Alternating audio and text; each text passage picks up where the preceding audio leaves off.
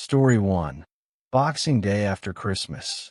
You wouldn't believe what I received as a gift from my neighbor. The gift was already inside my house, even though I never opened the door. The doorbell rang once. It wasn't loud. It wasn't urgent. It just lasted too long. The sound stretched through the hallway, hung in the corners of the ceiling, and faded slowly, like it was reluctant to leave.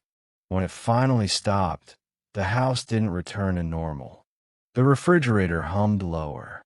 The walls clicked as they adjusted to the cold. Somewhere deep in the structure, wood settled with a soft, deliberate pop. I didn't move. I stood perfectly still, listening for a second chime, or footsteps, or the sound of someone walking away across the front porch. Nothing came. That was when I noticed it. The smell. Paper. Fresh tape. That faint, dry scent of cardboard you only notice when a box has been handled recently. It didn't belong to the house. It hadn't been there before the doorbell rang. I followed the smell into the kitchen, and there it was. A box. Wrapped. Centered neatly on the table, like it had always been meant to sit there. The paper was folded too cleanly. The corners pressed flat with care. The ribbon lay perfectly straight, its ends trimmed evenly, as if someone had paused to measure them before tying the knot. I checked the front door. Still locked. Deadbolt untouched. Chain hanging loose exactly the way I'd left it. No sign of pressure. No scrape marks. No cold air slipping in around the frame. I checked the back door. Locked. Windows. All closed. The house hadn't been entered. Yet the gift waited for me in the one room I always walked through first. That was when the silence changed. It didn't feel empty anymore. It felt attentive, like the house itself was holding still, listening along with me, curious to see what I would do next. I hadn't told anyone I was staying home for Boxing Day, and suddenly, standing there alone with that box, I realized something else. Whatever had brought it inside already knew exactly where I'd look. It arrived the morning after Christmas. No note, no knock, and it was wrapped in paper I didn't own. The pattern was familiar in a way that made my throat tighten. Red and silver shapes, repeating too evenly. I'd seen it before, but not in my house. Across the street, in my neighbor's front window, still taped there from the week before. I stood over the box for a long time without touching it. The longer I waited, the more aware I became of the sounds around me. The heater cycling on, pipes clicking behind the walls. Each noise felt slightly delayed, as if the house was reacting after I did. I checked the time. Late morning. Too late for deliveries. Too early for visitors who knew better. Outside, the street was empty. Snow lay smooth and undisturbed, the kind that shows everything. No footprints leading up to the porch. No tire tracks pulling away. Just a clean stretch of white that looked untouched since the night before. When I closed the curtain, I noticed something else. The box was placed exactly where I usually drop my keys. Not near the edge of the table. Not pushed aside. Centered. Aligned. Familiar. That was when the unease sharpened into something heavier. What mattered wasn't what was inside the box, but how my neighbor knew where to put it. I had never told them my habits. Never mentioned the way I moved through the house in the mornings. And yet the gift sat in the one spot I would notice immediately, without searching. I reached out and stopped inches from the ribbon.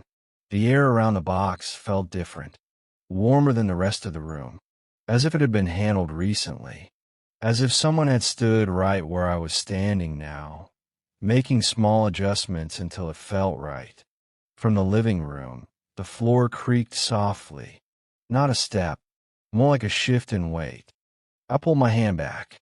The house went quiet again, but the feeling stayed. The sense of being guided, of having my attention gently steered. I realized then that this wasn't meant to surprise me. It was meant to confirm something. That someone close by had been paying attention long enough to know me better than I knew them.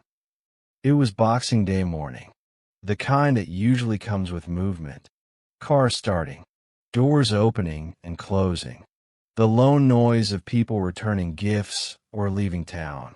None of that reached my street. The neighborhood was still. Snow had fallen just enough to soften everything. It pressed down on sound, wrapped the houses in a quiet that felt deliberate. When I looked outside, the world seemed paused. No footsteps, no plow marks, no signs that anyone had stepped out yet. I was alone. At least, that's what the house suggested. The heating system clicked as it cycled, each sound sharper than it should have been. The vents exhaled warm air in short bursts that echoed through rooms I wasn't standing in. I could hear travel, down the hallway, into the spare bedroom, up the stairs, like the house was announcing itself room by room. I moved carefully, testing the floorboards with each step. The sound followed me, slightly delayed, bouncing off walls that felt farther apart than usual. The house felt larger than it should have. Empty rooms carry sound differently.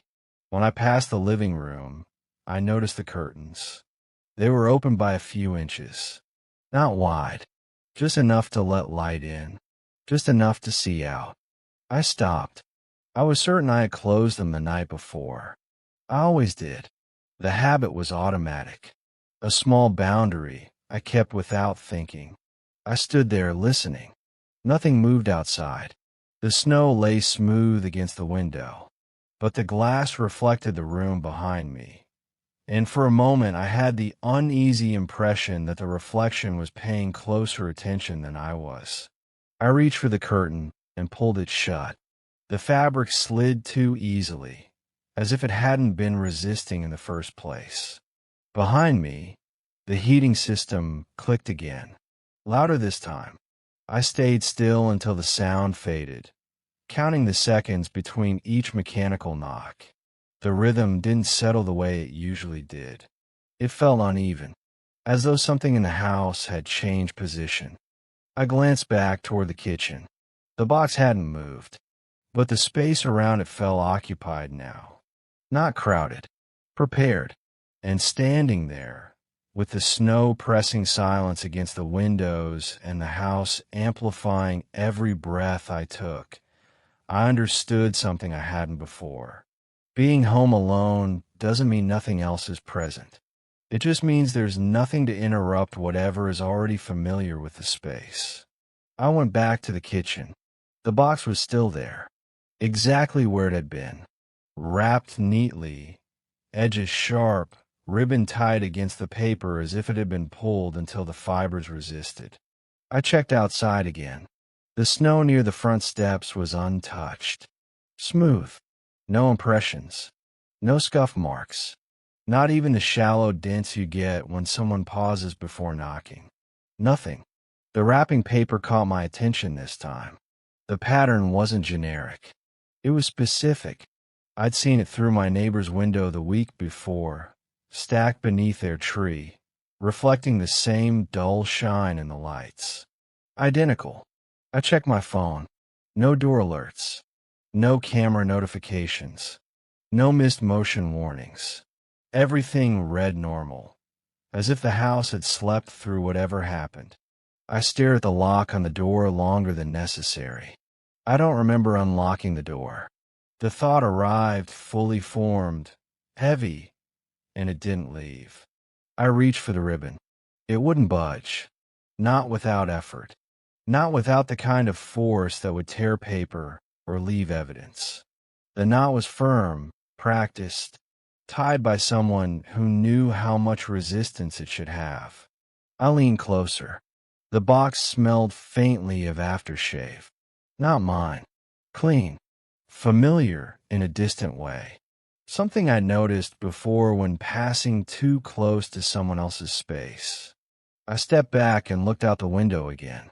My neighbor's house sat dark, curtains drawn, no lights, no movement, the kind of stillness that suggests someone might be inside, awake, choosing not to be seen. I thought about calling someone, anyone, just to hear another voice. My phone screen lit up in my hand, bright against the dim kitchen. The battery percentage dropped as I watched it. One number, then another. That detail will matter later. I set the phone down and turned back to the box. Carefully, I cut the ribbon. The lid lifted without resistance. Inside was something I hadn't seen in years. An object I'd thrown away. Not misplaced. Not donated. Discarded. It had been cleaned thoroughly. Polished. Placed with care. Centered as if presentation mattered. No dust. No scratches. No signs of age. I felt a cold weight settle on my chest. The item had come from a room I almost never used. A space I rarely entered. A place no guest had reason to visit. There was no way to reach it without being inside the house. Upstairs, something creaked. Not a footstep. A shift. The heating system cut off mid-cycle. The sudden silence was sharp enough to make my ears ring. I didn't move. I waited. Nothing followed. That was when I thought of my neighbor again. Quiet. Polite. Always home. The kind of person who waved without lingering. Who noticed routines without asking about them. Who seemed to know when I left, when I returned, when the house would be empty. I had never invited them inside. But once weeks ago, they commented on a repair I hadn't mentioned. Another time, they asked if I'd finally cleared out the upstairs room. I'd laughed then. I thought they were just friendly. Now I wasn't sure what they were familiar with. The box sat open on the table between us, between what I knew and what had already crossed the distance without permission. And for the first time since the doorbell rang, I understood something clearly. The gift wasn't meant to frighten me. It was meant to show me how much of my house was already known. The gift wasn't random. That was the thought that settled and last, after everything else had already fallen apart. It wasn't meant to surprise me. It wasn't meant to frighten me. It was proof. Proof that the house I thought I knew had been slowly, carefully rehearsed by someone else. They hadn't been breaking in. Nothing was ever forced. Nothing went missing. Instead, things returned. Small things. Forgettable things. Objects I discarded, replaced, or stopped noticing. Brought back cleaner than before. Placed more deliberately. Positioned the way someone else believed they belonged. Not stealing. Replacing. Correcting. The neighbor wasn't watching the house. They were practicing living in it. The realization changed the way every memory felt. Every casual wave. Every quiet comment about my schedule. Every time they'd mentioned something I hadn't said out loud. They didn't need to enter while I was gone. They needed to learn it while I was home. I backed away from the kitchen slowly, every step measured. I didn't turn my back on the stairs. I didn't raise my voice.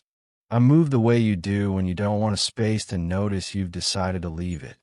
Upstairs, I locked myself into the bedroom.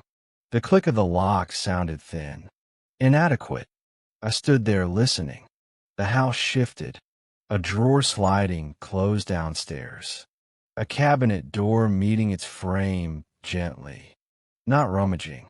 Not searching. Tidying. My phone vibrated in my hand. One bar of signal appeared. Then my neighbor's name filled the screen. I answered without speaking. Their voice came through calm. Familiar. Almost reassuring. I was hoping you'd find it today, they said. I wrapped it carefully. I didn't respond. There was a pause, just long enough to suggest they were listening to the house too. It doesn't go on the kitchen table, they continued gently. You usually keep it upstairs, near the bedroom. My stomach tightened. I noticed you moved it, they said. That's all right. These things take time. I ended the call. Silence followed, thicker than before. Then footsteps. Slow, unhurried, moving through rooms I couldn't see. Each sound exactly where it should have been, as if they knew the layout better than fear ever could. I checked the doors again later. Front door still locked. Back door still bolted. Nothing disturbed. When the sounds finally stopped, I waited longer than felt reasonable before opening the bedroom door. Something sat outside, placed neatly against the frame. An object I hadn't touched in years. Clean, corrected, returned to where it belonged. And standing there, staring down at it in the quiet of my own house, I understood what the gift had really been for. It wasn't a warning. It was a reminder. I wasn't being visited. I was being replaced. If the gift was a test, I still don't know if I passed. I stayed in the bedroom until the light outside shifted, until the gray thinned and the snow began to reflect something closer to morning. I didn't sleep. I didn't sit. I stood near the door, listening to the house settle into a shape that felt slightly different than the one I remembered. Every so often, something would make a sound. Not movement, adjustment. A chair leg sliding a fraction of an inch. A cupboard hinge easing into place. The quiet click of a switch being turned off somewhere I wasn't standing. The house was learning how to be quiet again. When I finally opened the door, the hallway looked unchanged. The carpet lay flat. The pictures hung straight. Nothing obvious announced itself as wrong. That was the worst part. It felt finished, as if someone had completed a task and stepped away. I checked every room. Nothing missing. Nothing added. But everything felt intentional. The sofa cushions were aligned more evenly than I remembered. The remote sat parallel to the table edge. The spare room, always slightly neglected, was cleaner. Not cleaned recently. Cleaned correctly. The way someone would do it if they expected to use it. I didn't leave the house that day. I kept the curtains closed. I avoided mirrors. I ate standing up because sitting felt like committing to a space that might not be mine to occupy anymore. That night, I dreamed of routines I didn't recognize.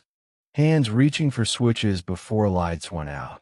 Footsteps stopping at doorways I never paused at. A body moving through rooms with confidence I didn't have. In the morning, the snow outside was disturbed for the first time. Not my door. Across the street, my neighbor's front path showed signs of recent movement. Barely visible, but there if you knew where to look. Someone had come and gone early. Or late. I couldn't tell which felt worse. Their curtains were open now. The lights were off. The house looked empty in a way that felt practiced. I packed a bag after that. Slowly, carefully, choosing things that felt personal enough to claim. I didn't take everything. I didn't trust that I knew what belonged to me anymore. Before I left, I returned the gift to where it had been found. Not because I thought it mattered, because it felt expected. As I stepped outside, I locked the door and checked it twice. The sound of the bolt sliding home was the most certain thing I'd heard in days. I didn't look back.